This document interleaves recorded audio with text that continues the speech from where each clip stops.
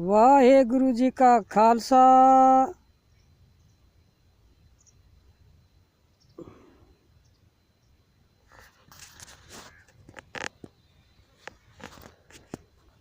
वाहेगुरु जी का खालसा वाहेगुरु जी की फतेह। मेरा नाम राजेंद्र सिंह खालसा, जिला हनुमानगढ़, राजस्थान। मैं कोई किसी पार्टी का मेंबर नहीं गा, ना मैं कोई बुलारा हाँ।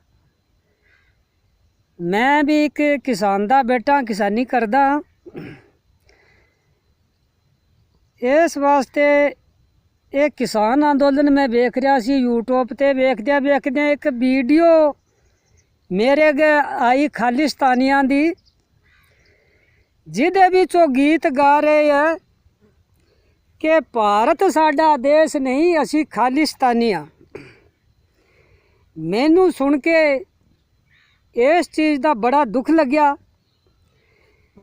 भी ये कोई शरारती तत्व ने, वो जिथे किथे भी है गे सुनते होवे जेड़े खालिस्तानी करते है। मैं ये मेरी गल उन्हां तक जरूर पहुँचे भी वो कोई जरूर शरारती तत्व मोदी दे बंदे कोई मैनू लगता छड्डे हुए है, जेड़े ये सिखां नू खालिस्तानी करके बदनाम कर दिया भी भारत साडा देश नहीं, असी खालिस्तानी हाँ। मैं उन्होंने पहला ये दस देना चाहना हाँ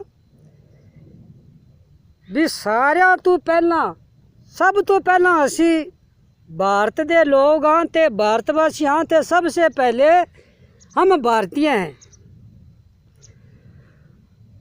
सबसे पहले हम भारतीय, उसके बाद कुछ है, चाहे हम खालिस्तानी हैं, चाहे पाकिस्तानी हैं, चाहे हिंदुस्तानी हैं। अगर उनको कोई पता नहीं है कि पहले हम भारतीय थे, भारतवासी थे और आज भी हम भारतीय हैं, भारत से प्यार करते हैं, भारत माता से प्यार करते हैं, जिसमें पाकिस्तान बांग्लादेश भी शामिल है। और ये कुछ शरारती तत्व जिनको पता नहीं है उनको मैं बताना चाहता हूँ कि 1947 में भारत का बंटवारा हुआ था।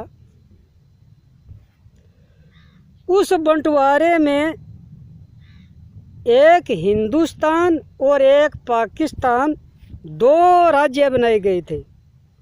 देश नहीं बनाए गए थे, दो अधिराज्य बनाए गए थे। 1947 को हमें आज़ादी मिली और 1947 के बाद हमें दो अधिराज्य प्राप्त हुए, एक पाकिस्तान और एक हिंदुस्तान। हमको ज़्यादा, क्योंकि हम हिंदू थे, हिंदू बनाए नहीं गए थे, हम जन्म से ही हिंदू थे और हमें हिंदुस्तान से प्यार था, इसीलिए हम हिंदुस्तान में रह गए।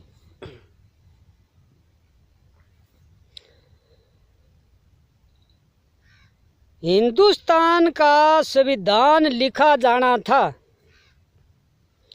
1947 को हमें राज्य तो मिल गया, लेकिन हमें संविधान हमारा हिंदुस्तान का बनाना चाहिए था। हमारा दुर्भाग्य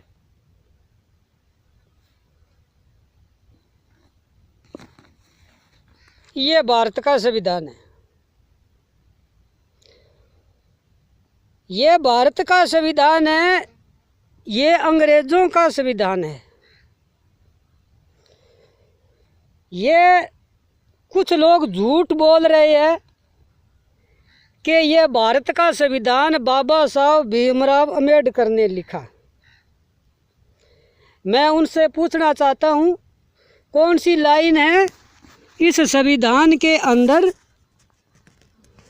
ये संविधान है, कौन सी लाइन है इसमें जो बाबा साहब ने लिखी? ये देखिए, ये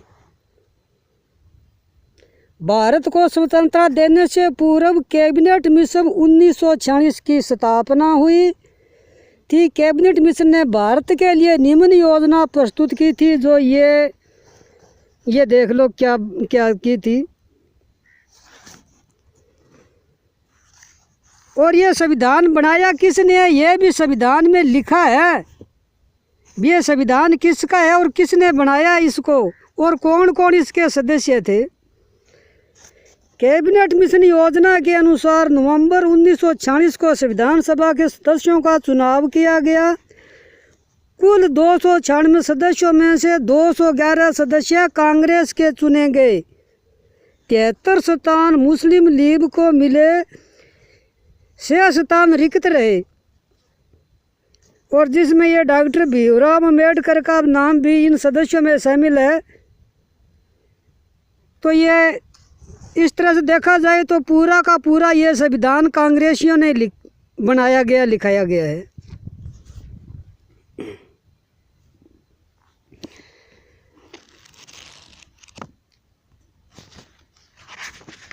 ये जो संविधान है, इस संविधान के लागू होने के बाद आप चाहे पाकिस्तानी हो, चाहे खालिस्तानी हो, चाहे हिंदुस्तानी हो, आप अपने मन से बात ज़रूर करना भी ये काला संविधान, मैं तो इसको काला मानता हूँ, ये लागू होने के बाद किस तरह से हमारे जो भारत के जवान हैं, जो अपनी भारत माता की रक्षा के लिए वो फौज में भर्ती होते हैं कि हम हमारी धरती माता की रक्षा करेंगे। ये काला संविधान लागू होने के बाद कितने जवानों को हमने खोया है। भारत माता की रक्षा करते करते वो आए दिन कुत्तों बिल्लों की तरह मर रहे हैं। इस संविधान के तहत अगर यह संविधान न हो और हिंदुस्तान का संविधान हो और उस पर राज अगर खालसा करता हो, खालसे का मतलब कोई सिख से नहीं है। खालसे का मतलब खालस जैसे देसी घी, जैसे मैं समझाना चाहूँ बागड़ी भाषा में कि ये घी देसी खालिस है क्या, भी उसमें कोई किसी तरह की मिलावट न हो, उसी को खालस कहते हैं, उसी को खालसा कहते हैं। और जिसने गुरु गोविंद सिंह महाराज ने खालसा जो साजा था, वो गुरु गोविंद सिंह महाराज ने साजा था। 5 कक्के धारण करके खालसा रूप बनाया था। मैं कहता हूँ कि 5 कक्के अगर कोई बदमाश शैतान भी धारण कर ले तो वो धारण करने के बाद बुरा करने की सोचेगा भी नहीं। ये हमारे बाणे में, हमारे गुरु के बाणे में ये ताकत है।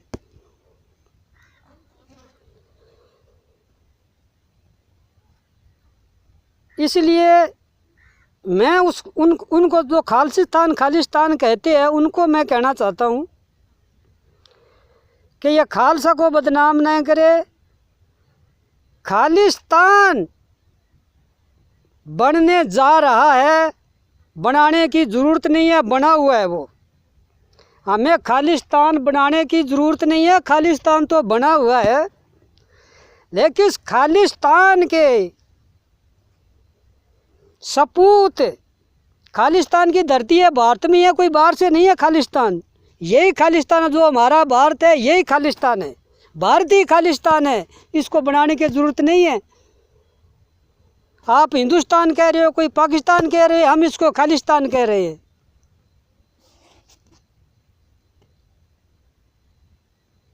अगर ये खालिस्तान कहना ही जुल्म है तो मेरा नाम राजेंद्र कुमार, मेरा मोबाइल नंबर 80-584-81-483।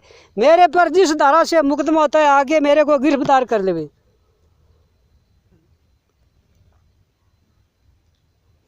लेकिन खालसा खालिस्तानी कभी ये नहीं कहता कि ये भारत देश हमारा नहीं, हम खालिस्तान है।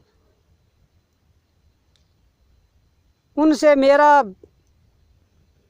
ये गुरु के नाते, आप अगर गुरु गोविंद सिंह को मानते हो, बाबे नानक को मानते हो, अगर बाबे नानक को मानते हो तो आप ननकाना की बात क्यों नहीं करते क्यों नहीं करते कि ये जो बॉर्डर है वो एक दिन जिस दिन खालसा राज आएगा ये पाकिस्तान का बॉर्डर नहीं रहेगा, यहाँ से जवानों को हम हटा लेंगे, ये हिंदुस्तान पाकिस्तान नहीं रहेगा, ये सिर्फ भारतीय रहेगा और उसके ऊपर खालसा राज करेगा। एक भी फौजी शहीद नहीं होगा, ये हमारी गारंटी होगी।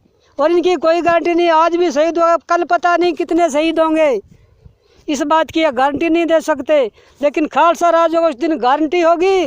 खालसा राज की झलक 1984 में देखी होगी।